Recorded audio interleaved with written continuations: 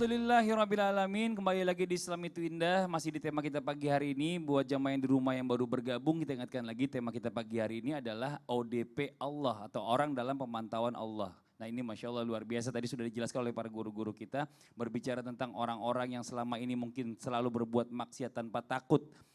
Dengan konsekuensi ternyata ini sebenarnya Allah ini tahu semuanya gitu loh. Kenapa lebih takut dengan CCTV yang memang kelihatan nyata gitu loh. Padahal Allah ini punya CCTV di mana-mana di seluruh dunia ini Masya Allah luar biasa.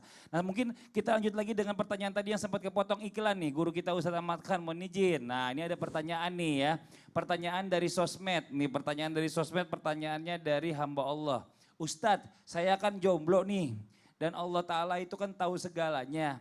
Dan memantau apa yang kita lakuin di dunia.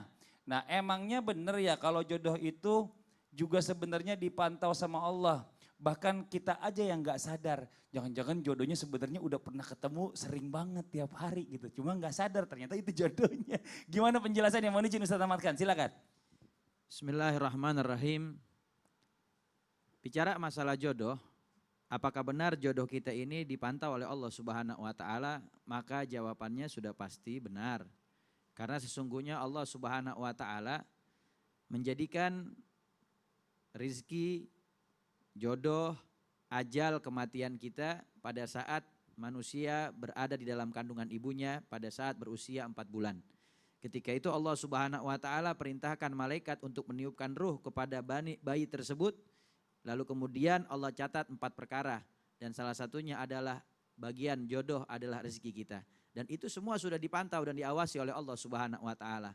Bahkan di dalam Al-Quran Allah Subhanahu wa Ta'ala berfirman, "Wa ma min dabatin fil ardi illa 'alallahi rizquha wa ya'lamu mustaqarraha wa mustaudaha kullun fi kitabim mubin." Sesungguhnya di dalam ayat ini Allah menjelaskan dan semua makhluk Allah Subhanahu wa Ta'ala yang ada di bumi, mereka semua itu sudah ditetapkan rezekinya oleh Allah Subhanahu wa Ta'ala. Enggak ada yang luput dari mereka, siapapun, apapun itu, maka sudah ditetapkan rezekinya oleh Allah Subhanahu wa Ta'ala. Bahkan bagian rezeki kita masing-masing itu kalau belum habis ukurannya, maka tidak akan kita dipanggil oleh Allah Subhanahu wa Ta'ala. Kecuali rezeki kita sudah habis dan sudah selesai. Waktu kita hidup di dunia, maka kita menghadap kepada Allah Subhanahu wa Ta'ala. Dan Allah Subhanahu wa Ta'ala mengetahui diamnya kita, berjalannya kita, tempat diamnya kita, semua diketahui oleh Allah Subhanahu wa Ta'ala. Bahkan semua itu sudah tercatat di Lauhil Mahfuz. Allah Subhanahu wa Ta'ala mengetahui jodoh kita. Dan jodoh termasuk bagian daripada rezeki. Akan tetapi ada penyebab kenapa selama ini kok jodoh kita belum datang. Kenapa selama ini kok kita belum bertemu dengan jodoh kita. Di dalam satu buah hadis baginda Rasul Nabi Muhammad SAW menjelaskan, Innallaha la yahrumul abdu bidzambin yusibhu alaih. Sesungguhnya Allah Subhanahu wa Ta'ala itu mencegah rizki seorang hamba dan salah satu rizki kita adalah jodoh yang sudah ditetapkan oleh Allah Subhanahu wa Ta'ala, itu bisa dicegah oleh Allah Subhanahu wa Ta'ala bidzambi yusibhu alaih, dengan sebab perbuatan dosa yang kita lakukan. Makanya kita harus selalu senantiasa perbaiki diri kita, dekatkan diri kita kepada Allah Subhanahu wa Ta'ala agar jodoh kita dipertemukan segera kepada kita oleh Allah Subhanahu wa Ta'ala. Kadang-kadang tanpa kita sadari, kemaksiatan yang terus kita lakukan, perbuatan dosa yang seringkali kita kerjakan, dan amal ibadah wajib yang Allah wajibkan kepada kita, kita lalaikan, itu menjadi penyebab Allah Subhanahu wa Ta'ala mengundur-undur. Allah Subhanahu wa Ta'ala menunda-nunda daripada rezeki kita, yaitu jodoh yang sudah lama kita nanti-nanti. Makanya jodoh, ya, jodoh ini J, jadilah pribadi yang lebih baik. Ada singkat-singkatannya. Ada singkatannya. O. Jadikanlah dirimu pribadi yang lebih baik. J. O. O, obatilah penyakit hatimu. D. Dekatkan dirimu kepada Allah Subhanahu wa Ta'ala. O. Orang baik pasti dapat yang baik. H. Hasbunallah wa ni'mal wakil, ni'mal maula wa ni'man nasir. Oh. Begitu. Ya. Jadi jodoh itu adalah sesuatu yang udah ditetapkan oleh Allah Subhanahu wa Ta'ala. Caranya jadilah kita orang yang baik. Perbaiki diri kita, perbaiki hubungan kita dengan Allah Subhanahu wa Ta'ala, dan berkumpullah dengan orang-orang baik. Karena sesungguhnya orang yang baik berkumpul dengan orang-orang yang baik. Jodoh yang baik berada di tempat yang baik bersama orang-orang yang baik. Maka dekatkan diri kita kepada Allah. Nanti Allah Subhanahu wa Ta'ala pasti akan bantu kita untuk mendekatkan jodoh kita kepada kita. Karena itu sudah menjadi pesan baginda Rasul Nabi Muhammad SAW mengingatkan kepada kita. Kata Rasulullah, salah satun hakun alallah aunahu. Ada 3 golongan orang yang Allah wajib menolong mereka. Salah satu dari yang 3 itu kata baginda Rasul Nabi Muhammad, wanakih alladzi yuridu ta'affuf. Seseorang yang kepengen menikah dengan tujuan menjaga diri daripada yang haram, menjaga diri dari segala hal-hal yang dimurka oleh Allah Subhanahu wa taala. Ketika ada seorang pemuda, laki-laki ataupun wanita, dia ingin menikah tapi modalnya belum ada. Enggak usah khawatir, itu adalah kewajiban Allah Subhanahu wa taala buat membantunya. Pasti Allah mudahkan, pasti Allah berikan kemudahan, Allah datangkan rezekinya, Allah akan cukupkan buat dia. Nanti Allah pertemukan jodohnya. Masya Allah. Begitu. Jadi intinya adalah kemaksiatan ini bisa menghambat bertemunya dengan jodoh gitu Betul. ya. Karena orang yang baik buat orang baik, orang yang jahat buat orang yang jahat. Betul. Sekarang banyak kan orang jahat aja pengennya orang yang baik kan gitu juga. Betul. Makanya kita cobalah berbuat baik sama-sama nih ya. Ustaz Buat, Fadli, iya. saya senang kata-kata tadi. Apa tuh Mau Ustaz? tahu tadi Apa kata-kata? tuh? Aduh kelihatan pendek sama kulit. Iya, iya, iya. Tahu nggak? Apa? Kalau kan Allah lagi mengawasi kita. Betul. Jadi kalau kita berbuat maksiat, jodohnya dijauhkan. Iya. Dan disiapkan. Betul. Rezekinya dijauhkan. Betul. Karena kan lagi dipantau oleh Allah. Iya. Ya. Masya Allah. Jazakallah khair, makasih banyak buat Sama-sama. guru-guru kita atas ilmunya. Masya Allah, mudah-mudahan bermanfaat buat semua nih. Alhamdulillah. Nah sekarang kita lanjut lagi nih ya. Kita kalau lagi ibadah nih bener banget nih. Buat jamaah yang ada di rumah nih. Suka ngerasa nggak kalau kita itu suka nggak khusyuk. Suka was-was kalau lagi sendiri, ada aja godaannya. Gimana caranya nih ya, biar kita merasa tetap dalam pantauan Allah gitu loh. Kalau kadang-kadang kita dipantau sama orang tua atau dipantau sama mertua tuh bisa sholatnya khusyuk. Kira nggak ada yang mantau, habis tuh semuanya cepet-cepet semuanya. Bismillahirrahmanirrahim, Allahu Akbar, Allahu Akbar, Allahu Akbar gitu ya. Ini coba mohon izin penjelasan dari guru kita nih, Ustadz Syam, mohon izin silakan Ustadz Syam. Baik. Kalau Iya. imam terus ada calon mertuanya di belakang Oh, gimana? Lebih semangat Oh, Ustaz. pasti semangat. Oh, Masya Allah. Oh kalau lagi mampir di mall ngimamin ya kan sama teman berdua dulu, bertiga sama teman. Wailul maghdubi alaihim waladdallin. Rakaat pertama teman doang amin amin. Bacanya kul huwallah. Pas rakaat kedua tiba-tiba kayaknya tambah banyak jamaah ini. Wailul maghdubi alaihim waladdallin. Amin. Wih rame. Awalnya dia mau baca An-Nas langsung dia ganti ayat kursi yang lebih keren. Karena yang namanya tambahan manusia di belakang, tambahan makmumnya. Apakah itu bisa disebabkan karena dia tidak khusyuk? Khusyuk sebenarnya maknanya adalah mengosongkan hati atau tidak ada yang lain selain Allah Subhanahu wa taala. Sebenarnya hampir mirip-mirip dengan makna ikhlas itu sendiri, ikhlas.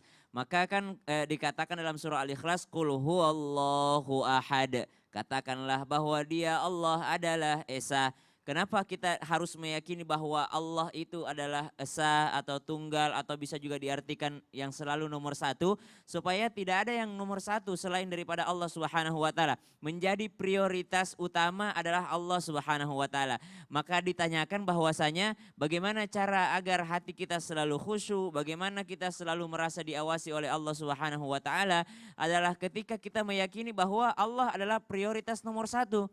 Kadangkala kita tidak menjadikan Allah Subhanahu wa taala prioritas nomor satu. Bagaimana ceritanya? Karena kadangkala orang sudah mau menuju sholatnya dia masih buka Instastory teman-temannya, dia masih buka status WA temannya, dia masih melihat apa yang masuk segala macam. Padahal dia sudah mau mulai untuk bertakbir, dia sudah mau mulai untuk takbiratul ihram.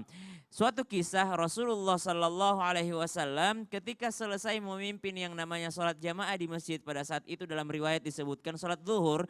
Ketika beliau selesai melaksanakan ibadah sholat zuhur bersama para sahabat, Nabi Sallallahu Alaihi Wasallam biasanya kan setelah sholat itu dia ngadep belakang, kemudian dia berbincang-bincang bersama para sahabat. Atau kalau sholat subuh Rasulullah menghadap belakang, kemudian Rasulullah katakan ada yang punya mimpi tadi malam, biasanya seperti itu.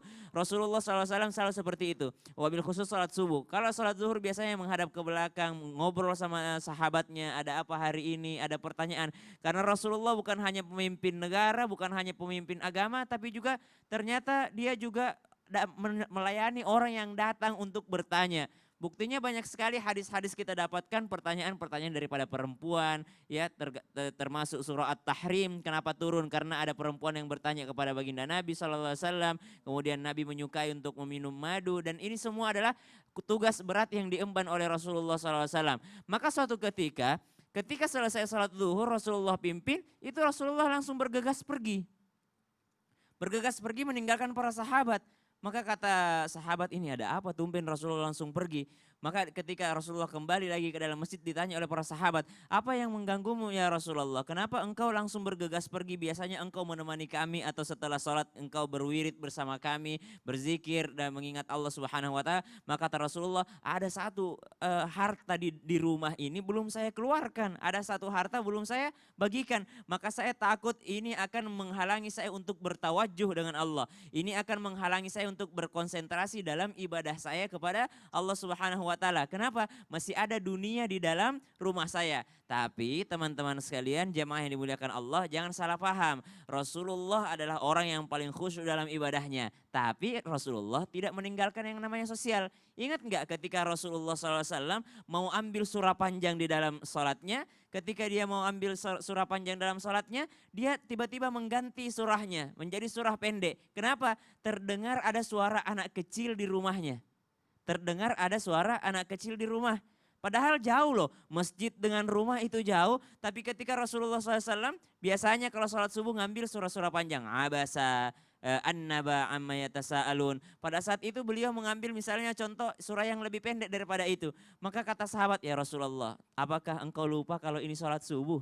Apakah engkau tidak tahu kalau ini sholat subuh engkau tidak sadar? Maka kata Nabi, saya sadar. Tapi kenapa engkau bacanya pendek? Kata Nabi, saya mendengar ada suara anak kecil menangis di rumahnya. Saya takutnya bapaknya dari sini sholat dan ibunya tidak sanggup kewalahan di Masya rumahnya. Allah. Jadi khusyuk itu bukan berarti kita tidak peduli dengan sekitar, tidak. Betul. Tapi di hati kita Allah Subhanahu wa taala nomor satu. Mungkin kita Masya sholat Allah. masih memikirkan yang lain, tapi yang jelas Allah prioritas Iya, utama. jadi kita juga ada sedikit sedikit himbauan buat para imam semuanya ya. Kalau lagi Kenapa sholat itu? Jumat tiba-tiba hujan, ada jamaah yang di luar, itu suratnya harusnya Oh iya, dipendekin. iya Bukan dong. makin dipanjangin, kalau dipanjangin Allah. itu lepek semua yang di luar kasihan. Nggak sadar ya. Iya. Yang lebih parah kalau di Apa tuh? bandara. Oh iya Ya benar. Allah. Bener banget sudah mau terbang, panjang bacanya mati. Ketinggalan pesawat semua nanti. Besok-besok Suruh beli kalau tiket sholat di ulang. luar bawa payung. Bawa payung. Kalau di airport gimana dong? Ini Masya Allah luar biasa. Nah buat jamaah yang ada di rumah nih tadi mungkin yang sudah mengirimkan nomor teleponnya ke email Islam Itu Indah. Sekarang waktunya Islam Itu Indah menelepon Anda. Ini langsung aja ada curhat online. Silahkan sudah tersambungkah? Assalamualaikum. Halo. Ada gambarnya kah? Halo Assalamualaikum. Fadli saya nih dari Islam Itu Indah. Halo. Assalamualaikum. Iya, waalaikumsalam warahmatullahi wabarakatuh. Ini baru terdengar suaranya aja nih, belum ada gambarnya. Silakan yang mau curhat, silakan curhatannya. Ini dari hamba Allah tapi ternyata mukanya kelihatan ya. Oh nggak apa-apa, silakan. Iya, silakan Mbak curhatannya Mbak. Iya, Assalamualaikum Pak Ustadz. Waalaikumsalam warahmatullahi wabarakatuh. Saya mau tanya, kan saya itu dulu usahanya minjem-minjemin uang ya Pak Ustadz ya. Terus ada ribanya kan, dan saya tahu itu dosa. Tapi sekarang saya udah mulai usaha baru. Tapi usaha baru sekarang yang saya ini, saya ngerasanya kayak rezekinya kurang aja gitu Pak Ustadz. Rezekinya makin seret, lebih enak kemarin pas saya minjem-minjemin uang. Itu tuh kenapa ya? Apa karena Allah sedang memantau kesabaran saya, atau Allah sedang menguji saya, Ya. atau seperti apa Pak Ustadz? Mohon penjelasannya. Atau jangan-jangan dari dosa riba ini ternyata dari Mbak Ika Rentari. Rentari ya benar ya Mbak Ika ya, ini Masya Allah. Ya. Silakan nih coba kita minta dari Ustadz Maulana dulu yang jawab, silakan Ustadz. Bismillahirrahmanirrahim buat Mbak dan siapapun yang sama kasusnya. Saya salut kalau ada keinginan untuk menghindarkan dari sesuatu yang membahayakan. Apalagi yang namanya riba ini. Tapi kenapa ya rezekinya hasilnya kok nggak sama sewaktu itu. Ibarat orang lagi ngayak. Kelihatannya sedikit hasilnya. Kelihatan sedikit hasilnya. Kan banyak. Tiba-tiba kok banyak, sedikit banget. Tak, karena ketahuilah di sini ada bentuk keberkahan di dalamnya. Sedikit tapi berkah. Dan terhindar dari sesuatu yang batil. Kekotoran, kejelekan daripada harta itu. Karena kalau kelihatan banyak tapi ada kekotoran bisa menggerogoti yang lainnya. Ibarat lagi menumpang. Yang itu bisa saja kelihatan lebih banyak tapi itu bahaya loh. Nah, apalagi alhamdulillah dengan sedikit itu kelihatan bersihnya harta itu dan menjadi tabungan di akhirat. Tenang aja. Lalu enaknya lagi. Apa tuh, Kalau Ustaz? kali ini Mbak ya lagi curhat dan siapapun yang sama permasalahannya, ini akan menjalin silaturahmi yang baik. Iya, karena tidak ada yang tersakiti. Karena riba itu sebenarnya ada yang tersakiti Pasti. dengan adanya riba itu. Lalu menjadikan sesuatu kekuatan yang bagus. Masya Allah. Iya, Jadi insya Allah. boleh bicara masalah tentang lebih sedikit ini, bicara masalah tentang lebih berkahnya tadi dari Lebih Ustadz Maulana. berkahnya. Dari Ustadz Ahmad Khan silakan. Bismillahirrahmanirrahim. Begini Mbak Ika, ketika kita diberi ujian oleh Allah Subhanahu wa taala lalu kemudian kita ingin keluar daripada suatu kemaksiatan atau perbuatan yang dimurka Allah menuju kepada keridhaannya. Memang ujiannya begitu berat dan banyak sekali rintangannya. Pernah satu ketika datang seseorang kepada guru kami Murabbi Arwahana Sayyidil Habib Umar bin Hafid hafizahullah taala wa ra'ah amin ya rabbal alamin. Pemuda ini bertanya kepada Habib Umar meminta nasihat. Wahai Habibana Umar bin Hafid, sesungguhnya saya adalah orang yang dulunya selalu berurusan dengan urusan riba. Hutang saya banyak. Dan sekarang saya bertobat kepada Allah Subhanahu wa taala dan mau meninggalkan riba. Tetapi bagaimana caranya? Sedangkan hutang saya begitu banyak. Kalau saya tinggalkan urusan riba ini saya nggak bisa bayar hutang. Maka jawab beliau, janganlah engkau takut, kata Habib Umar bin Hafid. Ingat pesan Allah Subhanahu wa taala dalam Al-Qur'an, wa may yattaqillah yaj'alahu makhrajan wa yarzuquhu min haitsu la yahtasib.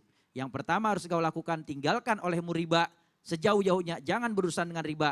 Urusan hutangmu nanti Allah yang akan berikan kemudahan, karena siapa orang yang bertakwa kepada Allah, menjalankan perintahnya, menjauhi larangannya, maka niscaya Allah akan berikan kemudahan dari kesulitannya dan Masya Allah Allah. Subhanahu wa taala akan berikan rezeki Ya. untuk menutupi hutangnya dari arah yang tidak disangka-sangka.